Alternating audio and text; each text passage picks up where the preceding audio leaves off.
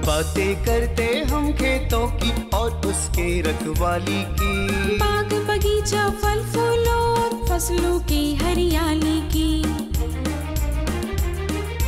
हम बीजों की बातें करते उत्तम जल संसाधन की, हम तकनीकी बातें करते फसलों के उत्पादन की। हर किसान का सपना सच हो जीवन सुखद बनाने को, गाँव-गाँव के हर आंगन का प्यारा सा ये दर्शन। कृषि दर्शन, कृषि दर्शन, कृषि दर्शन, कृषि दर्शन, कृषि दर्शन, कृषि दर्शन, कृषि दर्शन, कृषि दर्शन।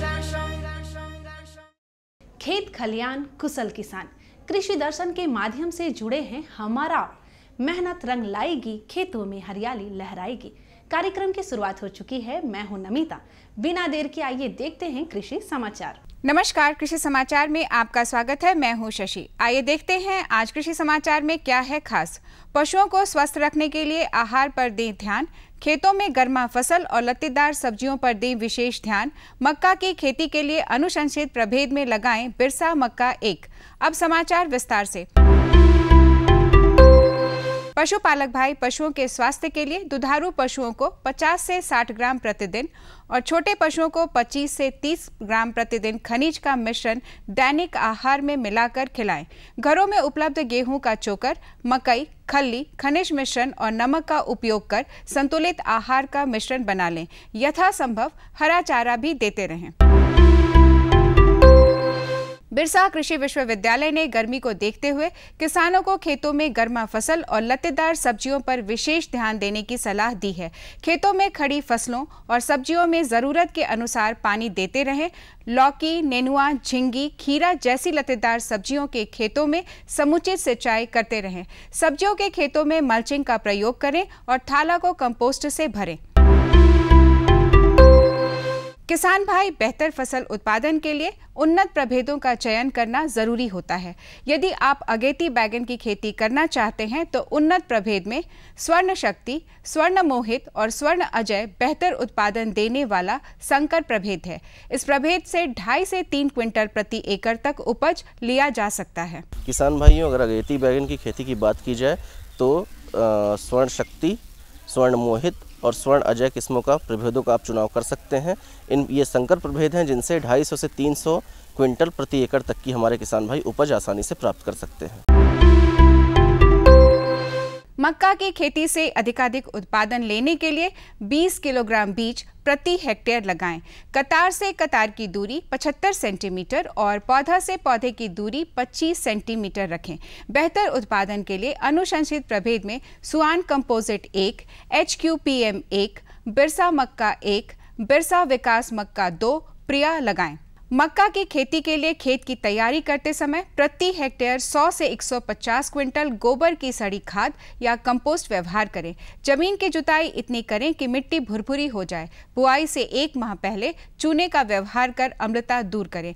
दीमक के लिए जुताई के समय मिथाइल पाराथियान 2% धूल 25 किलोग्राम प्रति हेक्टेयर खेत में प्रयोग करें। किसान भाई खेत की पहली जुताई के लिए मोल्ड बोर्ड हल नामक कृषि यंत्र का प्रयोग कर सकते हैं। इसकी कार्यक्षमता 40 से 50 डेसिबल प्रतिदिन है। आज की विशेष जानकारी है टमाटर फसल में फल छेदक और पत्ता छेदक कीटों के रोकथाम के बारे में। किसान भाई, यदि आप टमाटर फसल की खेती कर रहे हैं तो इस समय फल छेदक और पत्ता छेदक कीटों से सावधान रहें। इन कीटों के रोकथाम के लिए 250 किलोग्राम नीम की खल्ली में 20 किलोग्राम DAP मिलाकर अपने खेतों में बुरकाव करें। किसान भागीदारी प्राथमिकता हमारी अभियान के तहत 6 दिवसीय कार्यक्रम का आयोजन कृषि विज्ञान केंद्र मोराबादी में किया गया। कार्यक्रम में विशेषज्ञों के द्वारा कृषि एवं कृषक विकास पर किसानों के सामने अपने विचार रखे गए। इस समय हमारे देश में लगभग 16 किलोग्राम प्रति व्यक्ति प्रति वर्ष तेल की खपत है। अर्थात प्रतिदिन आप जो है लगभग 50 से 55 ग्राम तेल की खपत आप प्रति व्यक्ति कर रहे हैं। तो हम सबको ये सोचना है कि अपना हमारा जो रिक्वायरमेंट है उसको पूरा करने के लिए कम से कम हम अपने खेतों में 25 डेसिबल तिलहन को बढ़ावा दें और 75 डेसिबल कम से कम हम अपने दूसरे भाइयों के लिए, शहर के लिए, लोगों के लिए तेल का उत्पादन करें। और अब एक नजर राज्य के 5 प्रमुख शहरों के मौसम के मिजाज पर। आज राज्य के 5 प्रमुख नगरों के अधिकतम और न्यूनतम तापमान कुछ इस प्रकार दर्ज किए गए। रांची का अधिकतम तापमान 41 डिग्री सेल्सियस और न्यूनतम 25 डिग्री सेल्सियस। जमशेदपुर का अधिकतम तापमान 37 डिग्री सेल्सियस और न्यूनतम 27 डिग्री सेल्सियस। मेदिनीनगर का अधिकतम तापमान 41 डिग्री सेल्सियस और न्यूनतम 27 डिग्री सेल्सियस। देवघर का अधिकतम तापमान 38 डिग्री सेल्सियस और न्यूनतम 26 डिग्री सेल्सियस। धनबाद का अधिकतम तापमान 37 डिग्री सेल्सियस और न्यूनतम 26 डिग्री सेल्सियस दर्ज किया गया। कृषि समाचार में आज इतना ही। अगले दिन अगले अंक में फिर मुलाकात होगी कुछ ताज़ा तरीन खबरों के साथ। तब तक के लिए दीजिए इजाजत। नमस्कार, जोहार। अभी आप देख रहे थे कृषि समाचार, जहां खेती बाड़ी से जुड़ी ढेरों जानकारियां आपने ली। मंडी का भाव, मौसम का मिजाज, नीति, तकनीक, उपकरण के बारे में जाना। बढ़ते हैं अगली जानकारी की ओर, लेकिन उससे पहले लेते हैं छोटा सा विराम।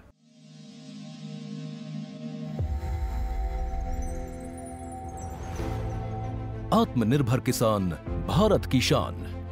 उत्पादन में आत्मनिर्भर होने के साथ साथ फसल की कटाई के उपरांत उपज की हानि को रोकने, ग्रामीण क्षेत्रों में रोजगार सृजन करने और बीज से बाजार तक के विजन को मजबूती देने के उद्देश्य से 1 वर्ष पूर्व माननीय प्रधानमंत्री श्री नरेंद्र मोदी जी ने एक महत्वाकांक्षी केंद्रीय योजना एग्रीकल्चर इंफ्रास्ट्रक्चर फंड की शुरुआत की।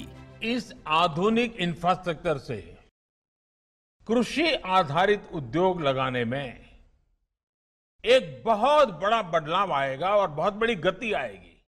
साथियों, अब हम उस स्थिति की तरफ बढ़ रहे हैं जहां गांव के कृषि उद्योगों से फूड आधारित उत्पाद शहर जाएंगे और यही तो आत्मनिर्भर भारत अभियान का संकल्प है। एग्रीकल्चर इंफ्रास्ट्रक्चर फंड से पात्र लाभार्थी गोदामों का निर्माण कर सकते हैं, छटाई या ग्रेडिंग इकाई, पैकिंग हाउस, सप्लाई चेन और कोल्ड चेन जैसी सुविधाएं या फिर प्राथमिक कृषि प्रसंस्करण केंद्र की स्थापना कर सकते हैं। इस योजना के तहत पात्र लाभार्थियों को 2 करोड़ रुपए तक के ऋण पर अधिकतम 7 वर्ष के लिए ब्याज में 3% तक की छूट दी जा रही है। ऋण पुनर्भुगतान के लिए 6 महीने से 2 वर्ष तक मोरेटोरियम की सुविधा भी उपलब्ध है। इस योजना ने अब तक सफलता की कई मिसालें कायम की हैं, जैसे कि मध्य प्रदेश के लाभार्थी श्री विपिन त्रिपाठी ने एग्रीकल्चर वेस्ट से बायोफ्यूल बनाने का इनोवेटिव प्राइमरी प्रोसेसिंग सेंटर लगाया है। लोन मिलने की वजह से हम समय पर सारी मशीनों का प्रोक्योरमेंट और सारा सिविल वर्क टाइम पे करवा पाए, जिससे ये प्रोजेक्ट को लगाना संभव हो पाया। राजस्थान के लाभार्थी श्री यशवर्धन मुंद्रा ने सॉर्टिंग एंड ग्रेडिंग यूनिट लगाकर रोजगार के अवसर पैदा किए हैं। कर्नाटक की महिला उद्यमी श्रीमती ममता वी ने प्राइमरी प्रोसेसिंग सेंटर लगाकर प्रगति की नई राह चुनी है। ಸಣ್ಣ ಪುಟ್ಟ ಉದ್ಯಮಿಗಳನ್ನ ಮತ್ತಷ್ಟು ಅಗ್ರಿಕಲ್ಚರಲ್ಲಿ ಹೆಚ್ಚು ನಾವು ಇನ್ನಷ್ಟು ಸಾಧನೆ ಮಾಡಲಿಕ್ಕೆ ಕಾರಣಕಾರಕವಾದಂತ ಈ ಅಗ್ರಿಕಲ್ಚರಲ್ ಇನ್ಫ್ರಾಸ್ಟ್ರಕ್ಚರ್ ಫಂಡ್ ಇಂದ ನಮ್ಮ ಇನ್ನಷ್ಟು ಯೋಜನೆಗಳು ಆಯೋಜನೆಗಳು ಉತ್ತಮಗೊಂಡಿದೆ। राजस्थान के लाभार्थी श्री दिनेश भट्टर ने जीरे की प्रोसेसिंग यूनिट लगाकर आसपास के ग्रामीणों को आत्मनिर्भरता प्रदान की है। महाराष्ट्र के लाभार्थी श्री अनूप कुमार मोहता ने वेयर हाउस बनाकर अन्न भंडारण को सुनिश्चित किया है। आज देश के कोने कोने से किसान, कृषि उद्यमी, किसान उत्पादक संघ, प्राथमिक कृषि सहकारी समितियां, स्वयं सहायता समूह और कृषि उपज मंडियां इस योजना का लाभ उठा रहे हैं।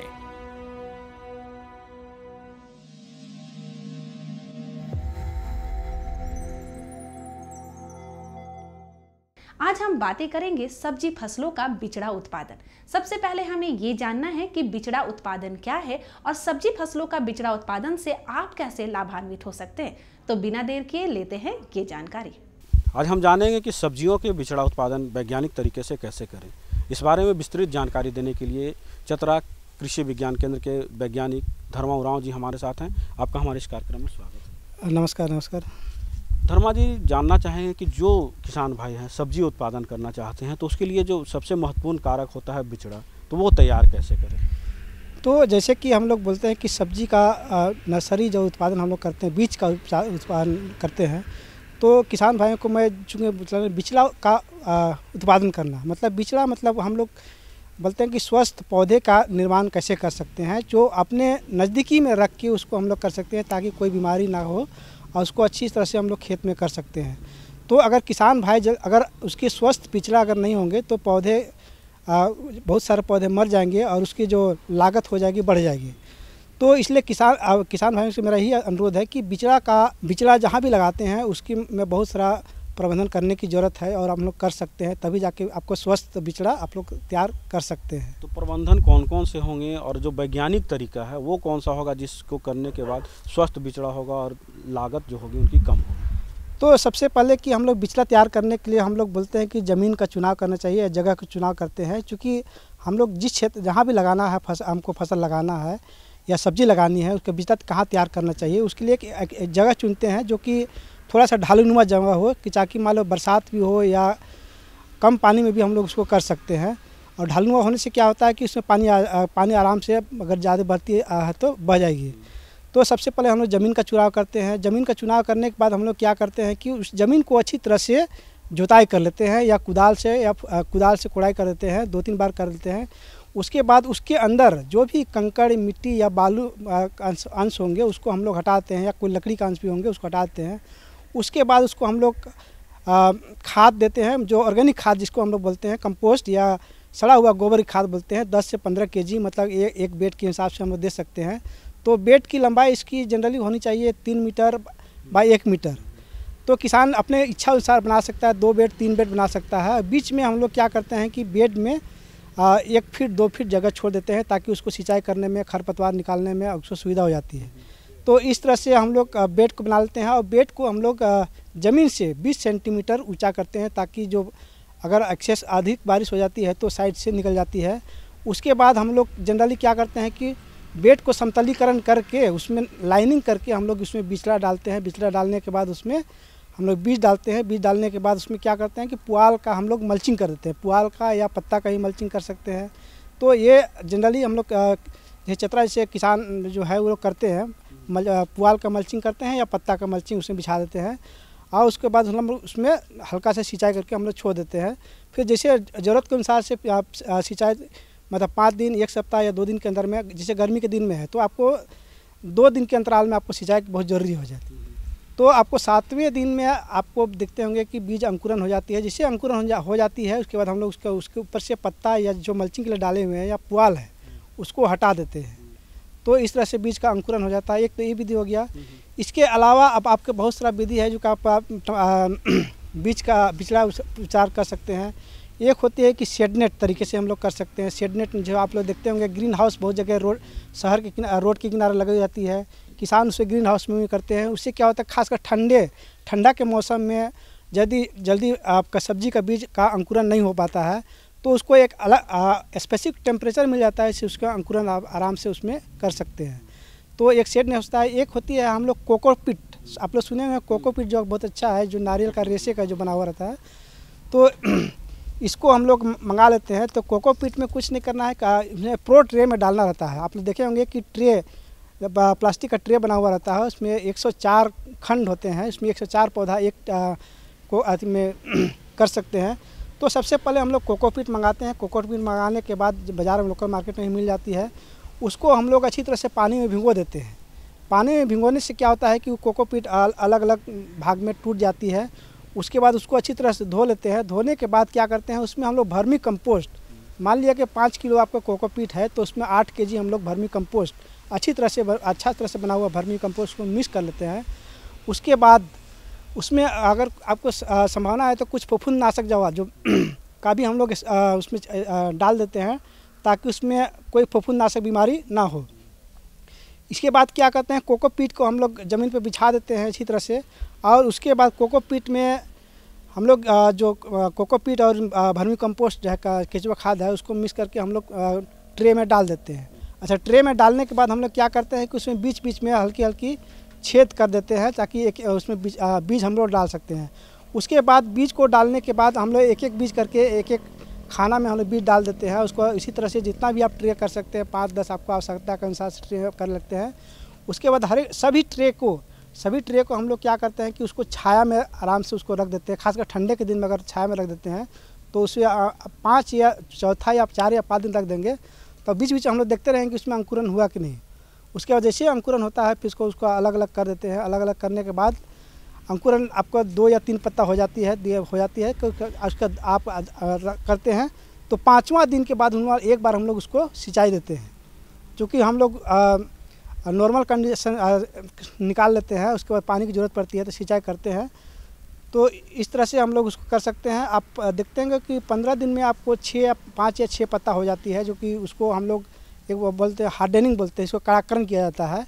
इसके लिए हम लोग कड़ाकरण करके उसको थोड़ा सा धूप दिखाते हैं ताकि उसको मतलब मेन खेत में ले जाने के लिए उसको हम लोग तैयार कर सकते हैं, उसका रोपाई कर सकते हैं। इस तरह से आपको 20 से 25 दिन में हम लोग कोकोपीट से हम लोग तैयार कर सकते हैं। ये हम लोग बोलते हैं ना कि ये लो टनल विधि जो बोलते हैं, जिसको हम लोग बोलते हैं क्यारी टाइप का बना लेते हैं, नीचे थोड़ा ऊपर कर लेते हैं, तो उसको भी हम लोग उसमें भी कर सकते हैं।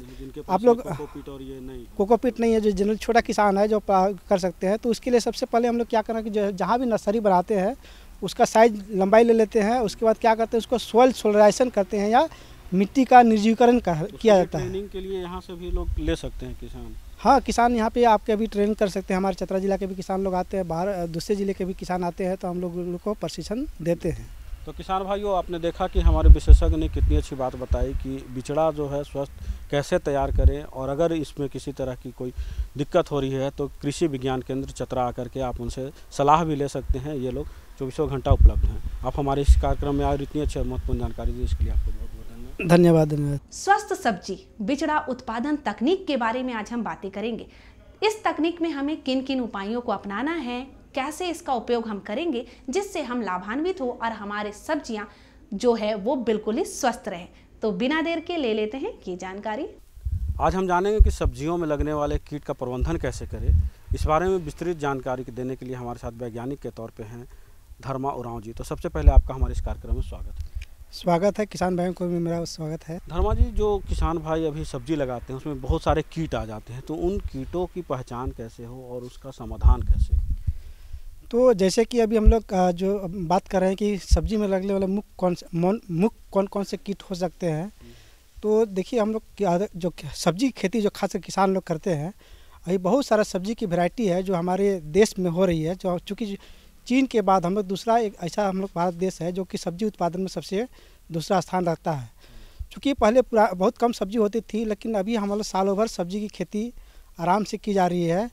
और चूँकि बहुत सारा किस्म जो नए नए किस्म आ गए हैं और हाइब्रिड किस्म आ गए हैं, और उसके अलावा हम लोग जो रासायनिक खाद का प्रयोग कर रहे हैं और कीटनाशक का प्रयोग कर रहे हैं, जिसके चलते जो सामान्य कीट थे वो अभी मुख्य कीट में आ गए हैं और फसल की क्षति को बहुत अधिक मात्रा में फैला रहे हैं। तो अभी गर्मी का मौसम है और ऐसे में हमारे किसान भाई जो सब्जी लगाते हैं उनमें कौन कौन से प्रमुख कीट आएंगे?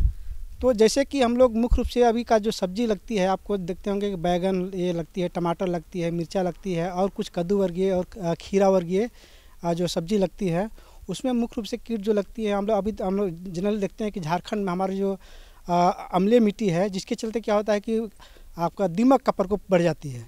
तो दीमक का मुख्य लक्षण क्या है? दीमक क्या होता है कि अगर उसको नमी रहती है 2-3 दिन का, अगर उसमें पानी नहीं जाता है तो उस पर जड़ को काट देता है, जिसके चलते पौधा सूखने लग जाती है। तो एक बीमारी हो गई, दीमक से हो जाती है। उसके अलावा बहुत सारा बीमारी है, जैसे कि हम लोग अभी देखते हैं कि खासकर बैगन में देखते होंगे, तना में, टमाटर में देखते होंगे और मिर्चा में। इसमें मुख्य रूप से आपको देखते होंगे तना छेदक और फल छेदक कीड़ा आप लग जाती है, जो किसान के लिए बहुत हानिकारक हो जाती है। करीब 60 to 80% उसमें फसल की बर्बादी हो जाती है। तो इसमें मुख्य लक्षण क्या है कि तना छेदक में पहले वो तना को छेद करने के बाद उसका जो मुलायम भाग होता है उसको खा जाता है, जिसके चलते पौधा ऊपर से सूख जाती है। वही तना छेदक कीड़ा कुछ दिन के बाद जब फल लग जाती है, फल लगने के बाद हम लोग देखते हैं कि फल में वो छेद करके अंदर घुस जाती है और फल के जो गूदे होते हैं, मुलायम भाग जो होते हैं, उसे खा जाते हैं। उसके अंदर में अपना मल मूत्र छोड़ देते हैं, जिसके चलते क्या हो जाती है कि फल सड़ने लगती है और ख़राब हो जाती है। इसके बाज़ार मूल्य कम हो जाती है। तो ये बैगन में भी होती है, टमाटर में भी होती है, ये मुख्य रूप से आपको बहुत ज़्यादा होती है। और खासकर अभी हम लोग आप देख रहे होंगे गर्मी में भिंडी का सब्जी आप लोग देखे होंगे, भिंडी बहुत लगती है। किसान जिसके पास सिंचाई की सुविधा है वो भिंडी लगाते हैं। तो भिंडी में भी बहुत ज़्यादा संभावना लगती है कि कीड़ा लग जाती है, इसमें लाही और एफिड का प्रकोप बढ़ जाती है, जिसके चलते वो पीलापन आ जाती है। इसके फसल का फल भी पीलापन हो जाता है, इसके बाज़ार में उसका दाम नहीं मिलता है।